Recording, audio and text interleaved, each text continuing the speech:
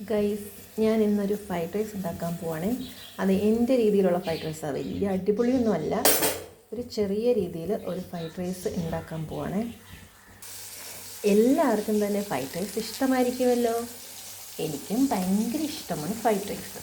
അപ്പോൾ ഞാൻ ഇടയ്ക്കൊക്കെ ഉണ്ടാക്കാറുണ്ട്. അപ്പോൾ ഞാൻ വിചാരിച്ചു ഒരു ചെറിയ വീഡിയോ ഇട്ടേക്കാമെന്ന്. കുറച്ച് നെയ്യ് ഒഴിക്കുക.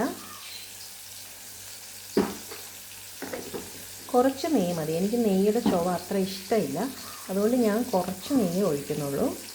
കുറച്ച് ഓയിൽ ഒഴിക്കാം. നമുക്ക് ആ വെജിറ്റബിൾസൊക്കെ ഒന്ന് വഴറ്റിയെടുക്കാൻ വേണ്ടിയാണ്. അപ്പോൾ കൂട്ടുകാരെ, ഞാൻ ചിക്കൻ ഫ്രൈഡ് റൈസാണ് ഉണ്ടാക്കാൻ ശ്രമിക്കുന്നത്. അപ്പോൾ കുറച്ച് ക്യാരറ്റും ക്യാപ്സിക്കവും വേറെ ഒന്നുമില്ല, നമ്മൾ ഉള്ള സാധനം വെച്ചിട്ടാണ് നമ്മൾ ഉണ്ടാക്കുന്നത്. അപ്പോൾ എണ്ണ ചൂടായിട്ടുണ്ട്.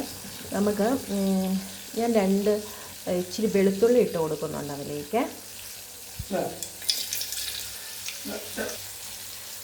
വെളുത്തുള്ളി ഒന്ന് ചൂടായിട്ടുണ്ട്. നമുക്കതിലേക്ക് ഇച്ചിരി ക്യാരറ്റും ക്യാപ്സിക്കവും സവോളയും എല്ലാം കുറേശ്ശെ നമ്മൾ ഇട്ട് കൊടുക്കാം. ഇവിടുത്തെ പിള്ളേർക്ക് വെജിറ്റബിൾസ് എന്ന് പറയുന്ന സാധനമേ അലർജിയാണ്. അതുകൊണ്ട് ഞാൻ കുറേശ്ശെ ഇട്ടിട്ടുള്ളൂ. എല്ലാം അതിൽ നിന്ന് പെറുക്കി മാറ്റി വെക്കുന്നവരാണ്. നിങ്ങളുടെ മക്കൾസും അങ്ങനെ തന്നെ ആയിരിക്കുമല്ലോ അല്ലേ. നമുക്കിതൊന്ന് വഴറ്റിയതിന് ശേഷം നമുക്ക് ബാക്കി എല്ലാം ചെയ്യാം. പക്ഷേ ഉണ്ടല്ലോ ഗൈസ്, എനിക്ക് തെറ്റ് വെച്ച് ആദ്യം മുട്ട ചിക്കണമായിരുന്നു. ചിക്കിയിട്ടാണ് ഈ വെജിറ്റബിൾസ് നമ്മൾ വഴറ്റേണ്ടത്. സാരമില്ല, നമുക്ക് വെജിറ്റബിൾസ് മാറ്റിയിട്ട് ചിക്കാം. മുട്ട ചിക്കാതെ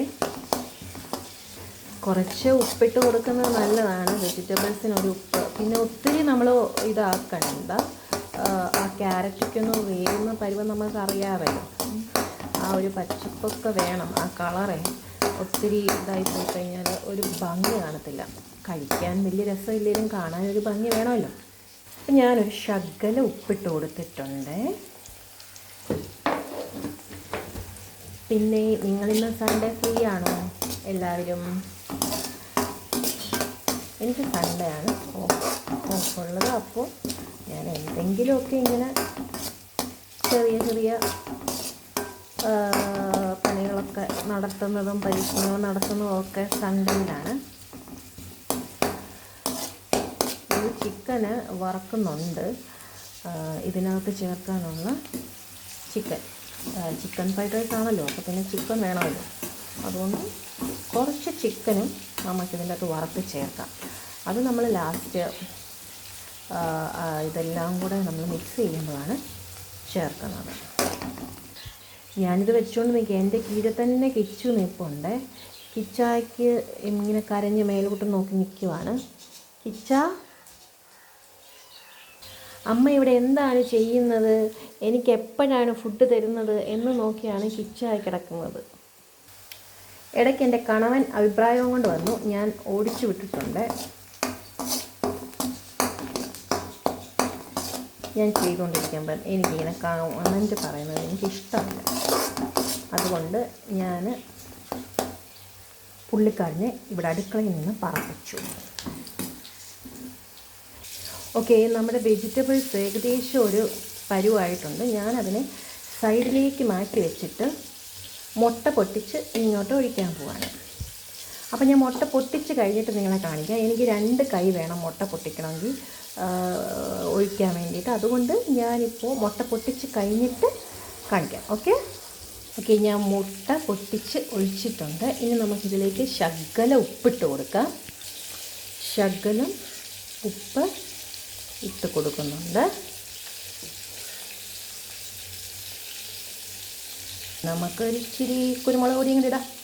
എന്തായാലും ഒരു വഴിക്ക് പോകുന്നതല്ലേ. ഇച്ചിരി കുരുമുളക് പൊടിയും കൂടെ ഇട്ട് കൊടുത്തേക്കാം ഒരലങ്കാരത്തിൽ. എന്നിട്ട് പതുക്കെ നമുക്കിതിനെ പൊട്ടിച്ച് ഒന്ന് ചിക്കിയെടുക്കാമേ. ഈ മുട്ട ഏകദേശം പരുവായിട്ടുണ്ട്. നമുക്കിതെല്ലാം കൂടെ ഒന്ന് മിക്സ് ചെയ്യാം. ഒരു കളർ ഫുള്ളായി.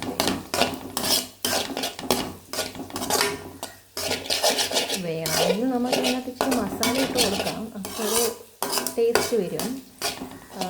ഞാനൊരു ഇച്ചിരി മസാല എന്തായാലും ഇട്ട് കൊടുക്കുന്നുണ്ട് അലങ്കാരത്തിന്.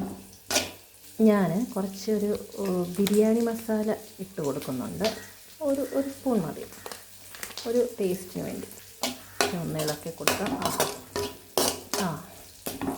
ഫ്രൈഡ് റൈസ് ആണെങ്കിലും ചെറിയൊരു ബിരിയാണിയുടെ മണം വരുത്തുണ്ട്. നമ്മൾ ആ മസാല ഇട്ട് കൊടുത്തത് കൊണ്ടാണ്. അത് കുഴപ്പമില്ല, നമുക്ക് ബിരിയാണിയുടെ ടേസ്റ്റൊന്നും അല്ലാതെ നല്ല ഫ്രൈഡ് റൈസിൻ്റെ ടേസ്റ്റ് തന്നെ വരും എന്ന് നമുക്ക് പ്രതീക്ഷിക്കാം. ഇത് മസാല ആകുമ്പോൾ ഞാൻ ടേസ്റ്റ് നോക്കിയിട്ട് നിങ്ങളോട് പറയാം ഇതിപ്പോൾ എന്തായി എന്നുള്ള കാര്യം. സോറി. ഓക്കെ, ഏകദേശം പരുവായിട്ടുണ്ട്. ഞാനപ്പോൾ വറുത്ത് വെച്ചിരുന്ന ചിക്കൻ ഇതിൻ്റെ അകത്തോട്ട് ഇട്ട് കൊടുക്കുവാണ്. ഞാൻ ചെറിയ കഷ്ണങ്ങളായിട്ട് ഞുറുക്കി വറുത്തതാണ്. അതും കൂടെ ഇതിൻ്റെ അകത്തേക്ക് ഇട്ട് കൊടുത്തിട്ട് നമുക്ക് റൈസ് ഞാൻ നേരത്തെ വേവിച്ച് വെച്ചിട്ടുണ്ട്, അതും കൂടെ നമുക്ക് ഇട്ട് കൊടുക്കാം.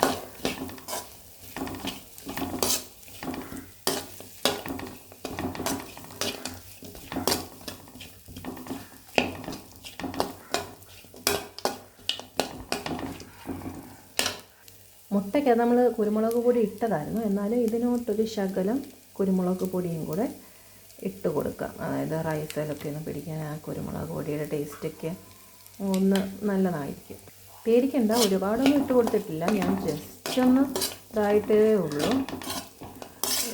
ഒത്തിരി എരിവ് പറ്റത്തില്ലാത്തത് കൊണ്ട് ഫ്രൈഡ് റൈസിന് എരിവ് പാടില്ല. എരിവുള്ള ഫ്രൈഡ് റൈസും ഉണ്ട്, അത് വേറൊരു ദിവസം ഞാൻ വെച്ച് കാണിക്കാം. ഇപ്പോൾ നമുക്ക് ഈ രീതിയിലൊന്ന് വെച്ച് നോക്കാം. ഓക്കെ, ഇനി ഇതിലേക്ക് നമുക്ക് റൈസ് ഇട്ട് കൊടുക്കാം. അപ്പോൾ റൈസ് ഞാൻ മുമ്പ് വേവിച്ച് വെച്ചിട്ടുണ്ടെന്ന് പറഞ്ഞായിരുന്നല്ലോ, അതൊന്ന് നമുക്ക് ഇട്ട് കൊടുക്കാം. ഇട്ട് കൊടുത്തതിന് ശേഷം ഞാൻ കാണിക്കാമേ. ഓക്കെ, അപ്പം നമ്മുടെ ഫ്രൈഡ് റൈസ് ഇവിടെ റെഡി ആയിട്ടുണ്ട്.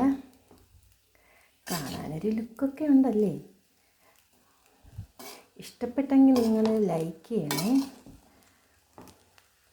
ഇഷ്ടപ്പെട്ടില്ലെങ്കിലും നിങ്ങൾ ലൈക്ക് ചെയ്തു, കുഴപ്പമൊന്നുമില്ല. പിന്നെ ഷെയർ കൂടെ ചെയ്യണം. ഞാൻ കഴിച്ചില്ല, ഞാനൊന്ന് കഴിച്ച് നോക്കിയിട്ട് പറയാം എങ്ങനെ ഉണ്ടെന്നുള്ള കാര്യം. ഓക്കെ, ഒന്ന് കഴിച്ച് നോക്കിയിട്ട് ഞാൻ പറയാം.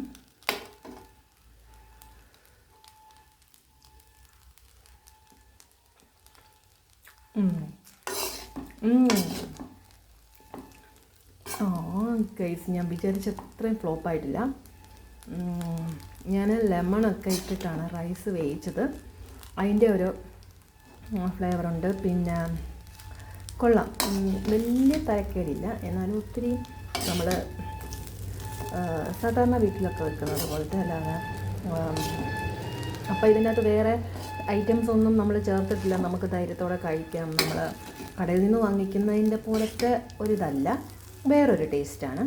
കൊള്ളാം. ഞാൻ പിന്നെ ഇതിൻ്റെ അകത്ത് ചപ്പും ചവറും ഒന്നും ഇടുന്നില്ല, അതായത് പുതിന, മല്ലി അങ്ങനെയുള്ള സാധനങ്ങളൊന്നും തൽക്കാലം ഇടുന്നില്ല, കാരണം ഇവിടെ ഇല്ല, അതുകൊണ്ടാണ്.